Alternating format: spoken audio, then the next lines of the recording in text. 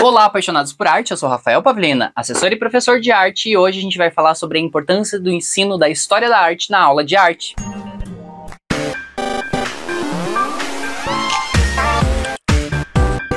Seja bem-vindo ao meu canal. Aqui a gente fala de arte, de educação e de arte e educação. Uma linguagem clara, objetiva e simples, sem ser simplista. Já quero agradecer de novo o contato de vocês pelo Instagram, ou por aqui mesmo, ou nas minhas redes sociais, ou de alguma forma por e-mail. Então, muito obrigado pelo contato de vocês, e hoje a gente vai falar sobre o ensino da história da arte. Já tinham pedido para eu gravar um vídeo sobre isso, mas eu fiquei me enrolando, fiquei pensando de que forma eu poderia fazer isso, e hoje eu voltei para falar sobre esse assunto que eu acho muito importante. Qual é a importância de se ensinar a história da arte numa aula de arte? E se você é professor e pensou assim, Rafael, que tema óbvio, por que você está falando sobre isso? Eu já te dou uma estrelinha e você já sai na frente. Mas, ainda nos dias de hoje, a gente tem muitos professores que não falam sobre a história da arte na aula de arte. E isso é um problema muito sério. A gente vai falando ao longo do vídeo mais sobre cada um dos detalhes, mas já é importante você ter na cabeça que muitos professores ainda ensinam na aula de arte a prática pela prática, que é aquela prática esvaziada, onde o professor fica fazendo um monte de atividades, mas não contextualiza, não entrega para o aluno um conteúdo de qualidade.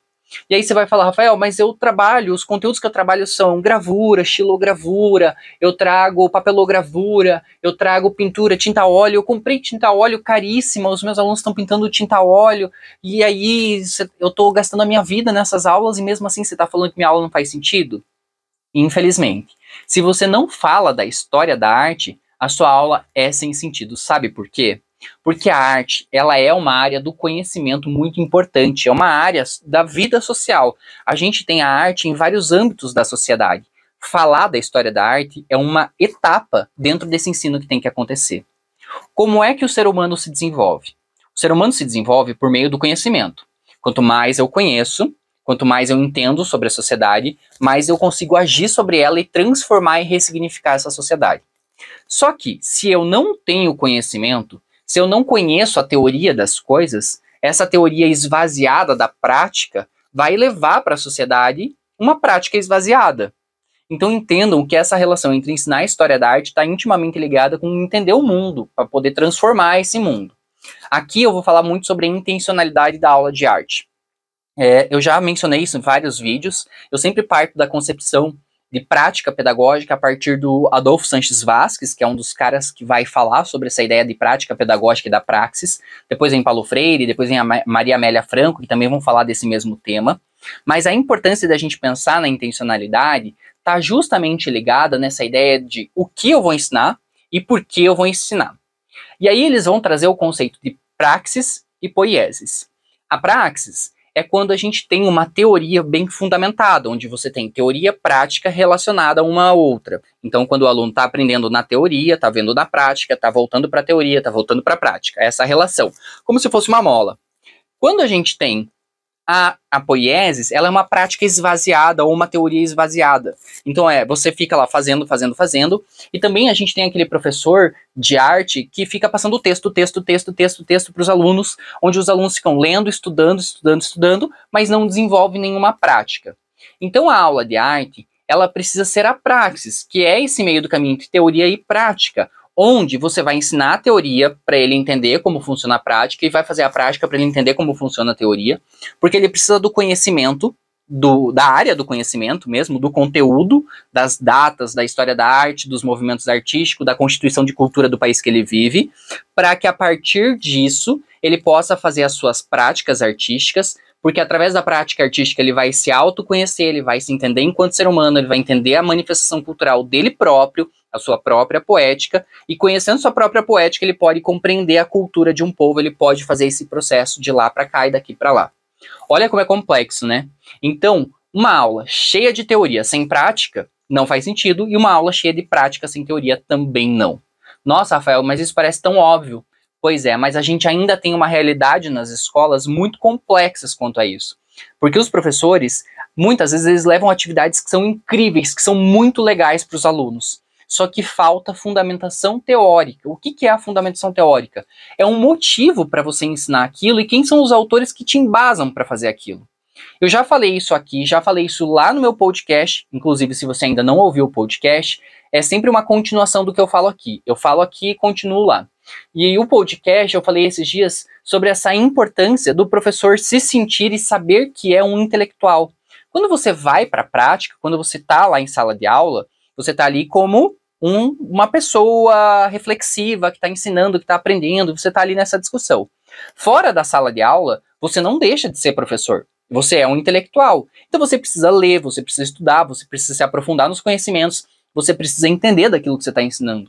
Então a história da arte, ela é complexa, ela é gigantesca, existem milhões de conteúdos, milhões de artistas, de teorias, então você precisa ter conhecimento. Quanto mais você amplia o teu repertório, quanto mais conhecimento você tem, mais você amplia o seu repertório e vai ficar mais fácil de você ensinar aqueles conteúdos lá na aula de arte, certo? Próximo ponto, importante da gente pensar. Quem é que sempre fala sobre essa tríade aí, né? De contextualização e de prática artística e de apreciação. Quem que sempre fala isso? Nossa querida Ana May Barbosa. Rafael, você vai falar da Ana May Barbosa de novo, coitada? Sim, vou falar hoje e vou falar sempre, porque a teoria da Ana May Barbosa, ela já falava pra gente sobre história da arte lá nos anos 80. Ela falava, gente, ó, eu ia falar Rafael, como se a Ana May Barbosa tivesse falado comigo. A Ana May Barbosa já fala lá no final dos anos 80 sobre a importância da gente aliar a teoria com a prática. Então ela vai falar sobre o seguinte: você pode ter, você tem que ter a teoria falando do contexto, e aí é contexto social, político, tem que falar sobre todo o contexto que envolve o momento que aquela obra foi feita. E, no mesmo tempo, você vai fazer a prática que envolve a técnica daquela prática lá, daquela teoria. Então a prática vai ser o desenvolvimento prático ali, tátil, daquele conhecimento que foi aprendido lá teoricamente. Então isso ela vai chamar da abordagem triangular, onde você entende o contexto da obra, olha essa obra e depois produz. Só que aí a gente tem um problema muito sério, que os professores começaram a usar isso como se fosse uma regra, como se fosse um molde, onde você encaixa sempre suas aulas nisso, onde você primeiro explica a história da arte, olha a obra de arte e depois o aluno produz. Isso não é para ser uma regra. Ana May Barbosa falou isso durante os outros 30 anos depois da sua teoria, ela sempre fala. Se vocês procurarem aqui, inclusive já fica a recomendação, tem vídeos da Ana May Barbosa aqui no YouTube que explicam sobre a teoria dela. Eu já vi muita gente falando, Rafael, você explica muito bem a Ana May Barbosa. Sim, eu gosto muito dela, conheço bem a teoria dela, mas ouvir ela mesma falando é super importante, tá? Então vão atrás dos vídeos que a própria Ana May Barbosa explica a abordagem triangular. E aí, a Ana May Barbosa ela vai falar sobre a importância de fazer esse processo. Só que as pessoas começaram a colocar como se fosse um molde, e aí a Ana May Barbosa fica louca com isso, por quê? A gente não tem a obrigação de primeiro contextualizar a história da arte, depois apreciar, fazer a leitura de imagens e depois ir para a prática. Não é uma regra. Você pode permear, você pode fazer esse processo de várias formas. Como, por exemplo, olhar obras de arte, fazer um projeto só com a leitura de imagens, só com a leitura de obras. Depois você vai para a prática dos alunos e depois você vai para a história da arte. Esse processo ele pode ser móvel, ele pode ser flexível. Ou você num semestre vai falar só sobre contextualizações e depois você vai fazer só as práticas. Isso não é uma regra congelada que você tem que fazer nesse molde. Mas é importante que esses 3 eixos eles permeiem o teu ensino, independente da ordem, independente de quanto tempo isso leve. Hoje em dia a gente também tem algumas outras metodologias diferentes que a gente pode pensar, que a gente pode repensar o lugar do ensino da arte.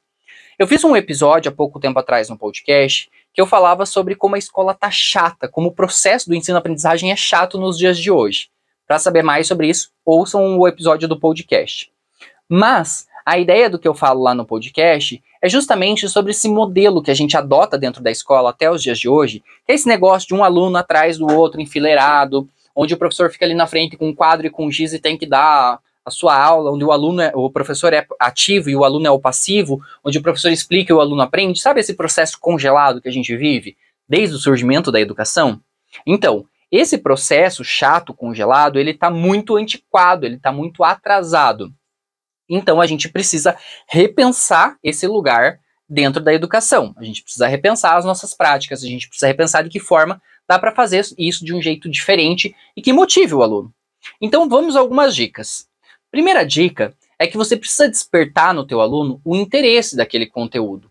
Então, para ensinar a história da arte, o aluno tem que querer aprender sobre história da arte. E aí, a gente precisa tentar entender o que desperta o interesse no meu aluno. Ah, Rafael, mas você está falando que eu só vou ensinar, então, aquilo que o aluno quer aprender? Então quer dizer que minha aula vai ficar esvaziada, porque se eu for ensinar só o que eles querem aprender, eles não querem nada com nada. Não é esse discurso que a gente tem na ponta da língua? Então calma, vamos lá, vamos por partes. O aluno, ele se interessa por alguma coisa. Todo aluno se interessa por alguma coisa. Por um videogame, por uma música, por um estilo de roupa, por um estilo de dança, por alguma coisa. A gente precisa começar a aproximar a história da arte desses lugares de aproximação dos alunos. É fácil? Claro que não. Se fosse fácil, eu tava lá na sala de aula com as pernas para cima fazendo isso de ponta cabeça. Não é fácil, é difícil. Você despertar o interesse nos alunos é extremamente difícil, você conhecer o gosto deles é extremamente difícil, até porque os alunos mudam de gosto muito rápido e vocês sabem disso. Mas quando eu tô lá em sala de aula, eu preciso entender qual é o núcleo, qual é a vida que meu aluno leva, quais são os interesses deles, para que eu possa agir em cima desses interesses e fazer com que os meus alunos possam escolher coisas que sejam próximas da realidade deles, para que eles se interessem e que a gente juntos possa construir a aula. Vou dar alguns exemplos. Quando os alunos, quando surge aquele debate do funk não é música, que o funk é qualquer coisa, que o funk não traz cultura, que eu já falei aqui no canal sobre isso, que a gente não deve fazer esse tipo de comentário.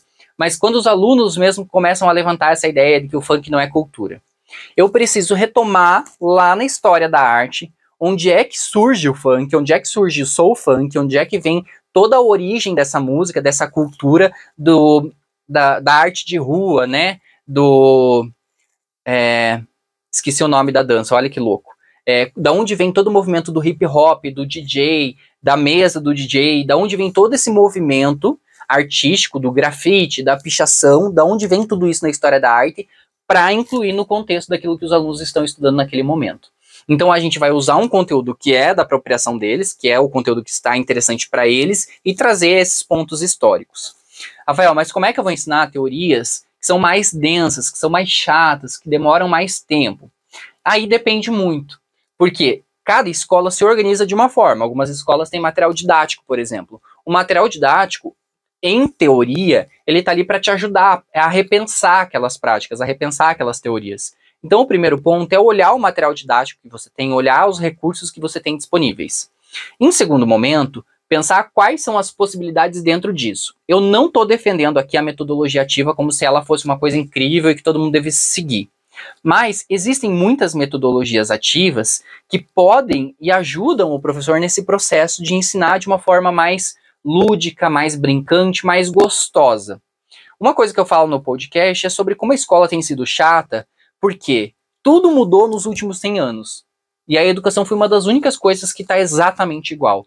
Então, de que forma eu posso me apropriar dos conteúdos e fazer com que os meus alunos se sintam engajados nesses conhecimentos, que eles queiram conhecer aquilo?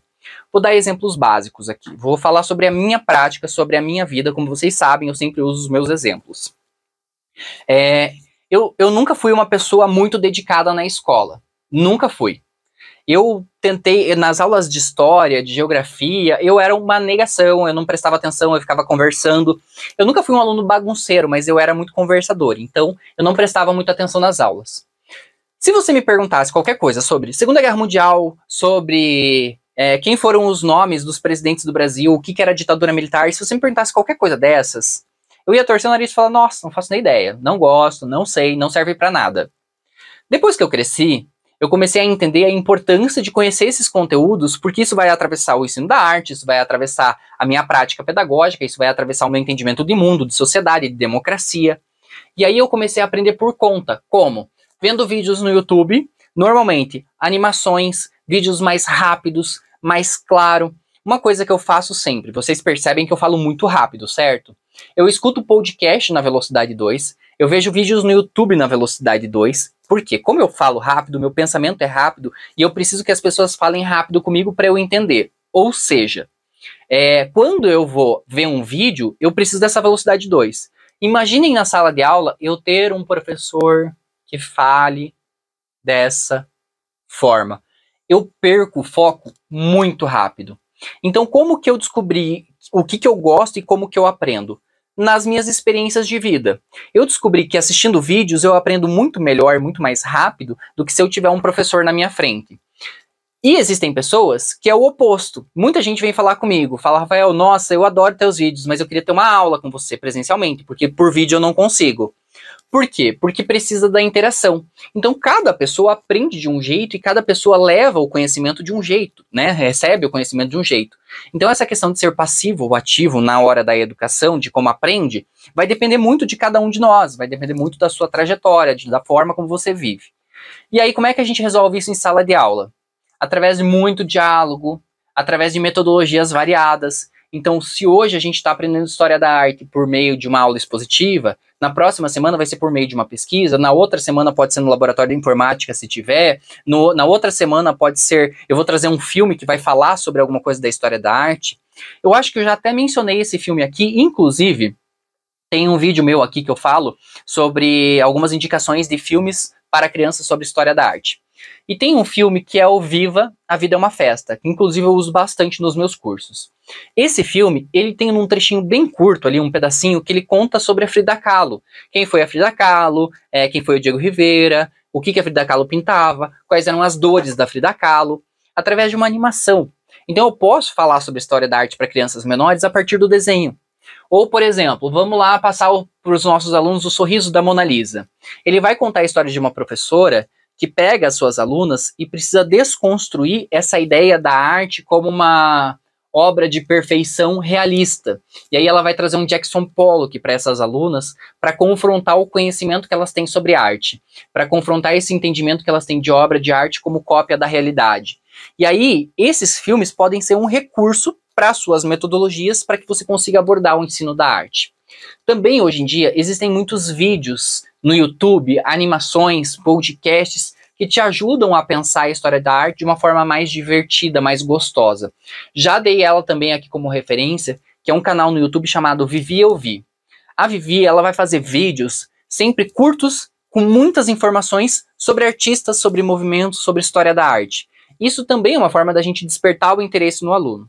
E aí, se você chegou nesse momento e está falando assim, Rafael, não concordo com você, porque o aluno tem que ter interesse em estudar, porque se o aluno vai para a escola, ele tem que saber que ele vai sentar, que eu vou falar e que ele tem que ouvir, que o professor precisa passar o conhecimento, que o aluno está ali para aprender.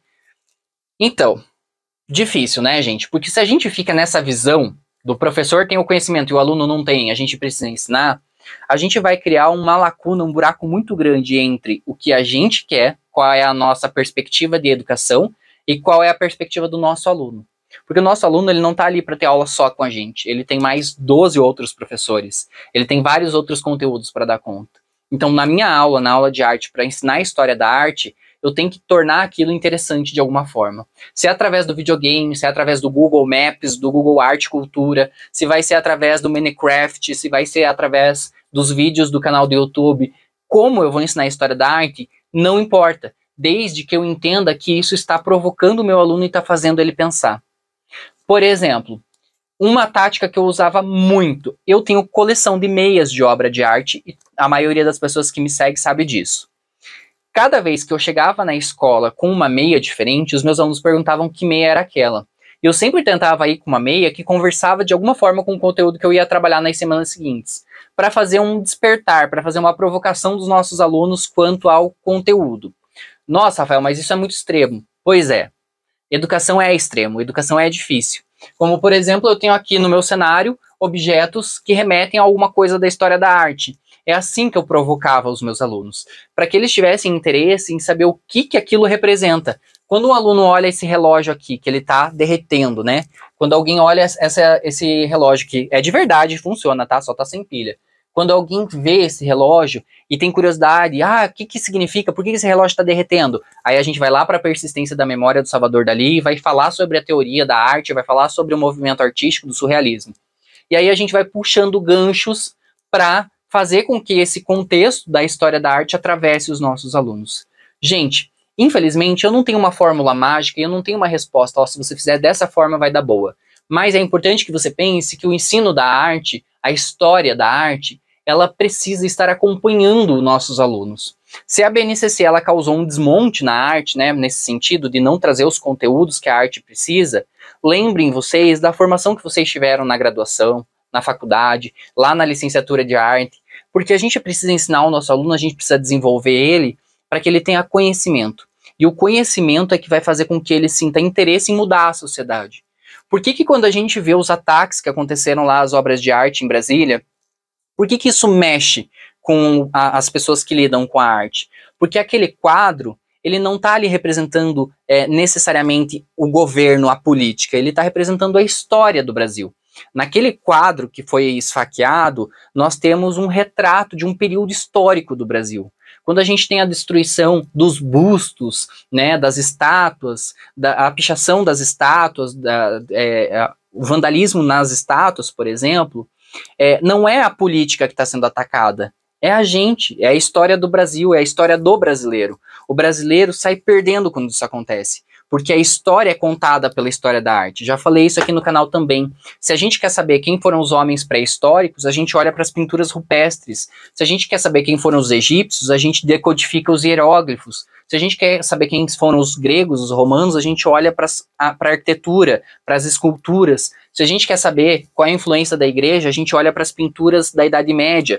Então, toda vez que a gente pensa na história da arte, a gente tem que entender esse contexto no qual as coisas estão inseridas. Então, a história da arte conta a história da humanidade. Então, é por isso que a gente ensina, para que o nosso aluno sinta interesse e queira saber sobre a sua história, para saber quais são os seus passos futuros. Já dizia Ana May Barbosa, a gente não sabe, é um país que não tem cultura, não tem história, não tem futuro. Então a gente precisa conhecer a nossa história, a gente precisa conhecer o mundo que veio antes da gente, para entender qual é o mundo que está vindo depois da gente.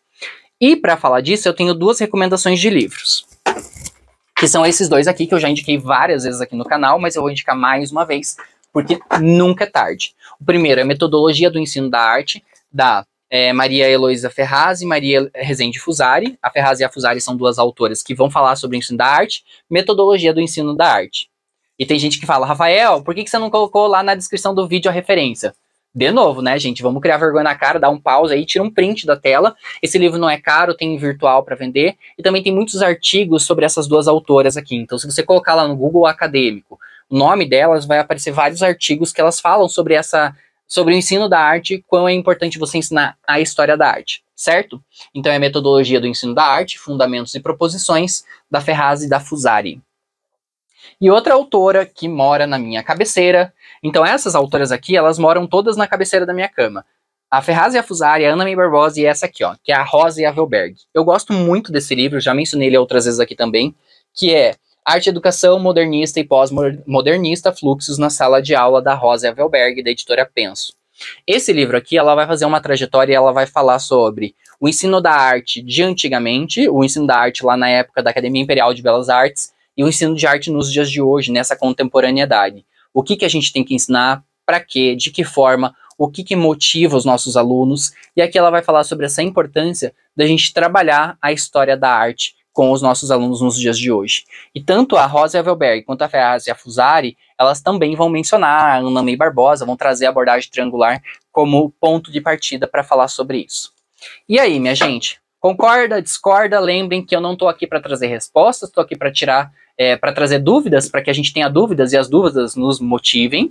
Lembrem também que nada do que eu falei aqui é verdade, você pode duvidar de tudo, inclusive duvide, pesquise, porque eu não trago razões aqui, eu trago simplesmente levantar questões para que a gente possa pensar juntos.